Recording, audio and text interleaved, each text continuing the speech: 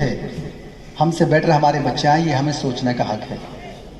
लेकिन हम ये सोचें कि एक परफेक्शनिज्म हमारे बच्चों के अंदर होना चाहिए। अगर हम चाहते हैं और उनको एक उद्देश्य दे दिया कि आप परफेक्ट, आप डॉक्टर बनेंगे, होता क्या है, आप कंपैरिजन बच्चों से करते हैं पड़ोसी के बच्चे का।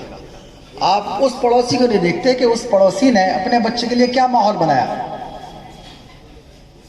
उसने क्या अपने बच्चों के भले के लिए क्या सेविंग्स की, उसके लिए कैसा माहौल बनाया, बीवी से लड़ना छोड़ा, बच्चों के साथ हिंसा करनी छोड़ी, बच्चों को अच्छे स्कूल में एडमिशन दिलाया, अपनी ख्वाहिशें कम की, बच्चों को समय दिया, बच्चों को के भले की वजह से उसने पार्टीबाजी बंद की, लोगों को शराब पिलाना, लोगों के साथ इंटरेक्ट करना, फालतू समय बर्बाद करना, ये सब चीज़ें बंद की। उन चीज़ों को नोटिस नहीं करते कि उनके माता पिता ने क्या त्याग किया, उनके माता पिता ने क्या त्याग किया, इसको हम नहीं देखते। हम तुलना उसकी करते हैं कि उनका बेटा कितने नंबर लेकर के आया। वो नंबर लेकर के आना उसकी तुलना नहीं है, तुलना उसकी होलिस्टिक अप्रोच के साथ तुलना कीजिए। तो निश्चित रूप से आपके बच्चे आपको बहुत सारी वो चीज़ें देंगे जो चीज़ें आज के समय में आवश्यकता है। जीवन बहुत बड़ी चीज़ हमारे देश के अंदर ही नहीं, पूरी दुनिया के अंदर बहुत आवश्यक है कि हम अपने क्यूरिकुलम में, अपने सिलेबस में बच्चों के कुछ चीज़ें जोड़ें। अगर यहाँ स्कूल्स के लोग बैठे हुए हैं, हेल्थ के बारे में बहुत ज़्यादा नहीं जोड़ते, स्पोर्ट्स के बारे में बहुत ज़्यादा नहीं, स्पोर्ट्स को सब्जेक्ट नहीं माना जाता, टूरिज्म को सब्जेक्ट नहीं माना जाता।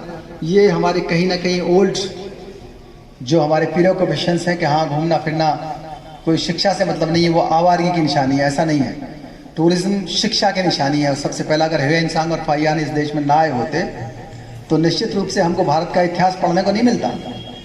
उन्होंने बहुत अच्छी किताबें लिखी, सीयू की, फोको की किताबें लिखी गई, और उसके बाद ए.एल. बेशन ने the wonder that was India इतनी मोटी किताब लिखी, और हम आसानी से आज भारत के इतिहास के बारे में, एंशिएंट इंडिया के बारे में जान जाते हैं। इतनी सारी चीज़ें हैं, तो निश्चित रूप से हमको अपने बच्चों के भविष्य के लिए वो सब चीज़ें, जो चीज़ें आज साइकोलॉजिकल डेवलपमेंट के लिए आवश्यक हैं, उनको खुद भी सीखना चाहिए। कई बार ऐसा होता है, हमने देखा माँ बाप भी त्याग करते हैं, और जिन घरों के अंदर शराब नहीं पी जाती, जिन घरों के अंदर गुस्सा नहीं होता, जिन घरों के अंदर चरित्र का हनन नहीं होता, जिन घरों के अंदर हिंसा नहीं होती, उन घरों के बच्चे आगे बढ़ते हैं। और जिन घरों के अंदर शराब घुस गई, नशा घुस गया, गुस्सा घुस गया, उन घरों के बच्चे, आप सर्वे करके देख लेना अपने गांव में, अपने मोहल्ले में, वो उन्होंने अगर एक पीढ़ी प्रगति कर भी ली है तो अगली पीढ़ी वो वापस चले आते हैं, अगली पीढ़ी वापस चले आते हैं। डेवलपमेंट उन्हीं का होता है जिन लोगों ने इन चीज़ों का पालन किया, अपने जीवन को व्यवस्थित बनाया। तो निश्चित रूप से मेरे ख्याल से तो काफ़ी लंबा भी हो गया, मुझे जाना भी है, समय भी काफ़ी है, मैं क्षमा चाहूँगा और बहुत देर में आपके बीच रहूँगा, थोड़ी देर में बैठाऊँगा। बहुत बहुत धन्यवाद। टोल्ड अबाउट दीज की skills, first skill she tells that is me skill. Me skill means organize yourself, self awareness, your own stress management, what you do, know yourself. This is me skill. Again she tells about we skill, how to do with others, with a team spirit, how to work together with a target. Next is why skill. You must have curiosity.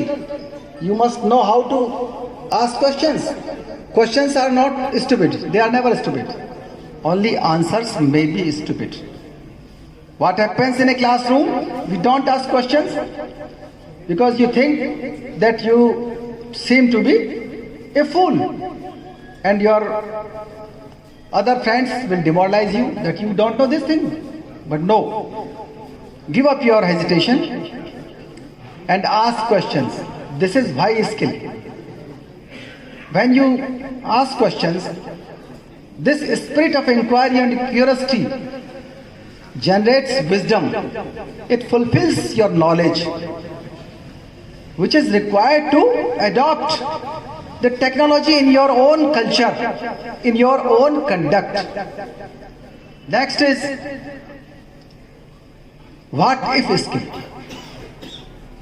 What will happen if tsunami is there, if bomb blast is there? Anticipatory skill. You begin to think about that. This is what if skill. Again, she tells about wiggle skills.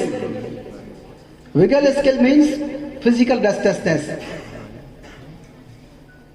Last is wobble skills. Wobble skills means resilience. If you fail, you don't feel that you are defeated. Stand up again, start re-strengthening yourself and compete with others. So, this kind of education you need in 21st century especially. So many students know about creativity, collaboration and communication, because if you do not know how to manage your projects, how to manage your life, how to manage your class, your society, your profession, certainly you will suffer. Whatever preoccupation you have, that kind of preoccupation should not generate any kind of arrogance. You should not think regarding ethnocentrism that whatever you know is the best.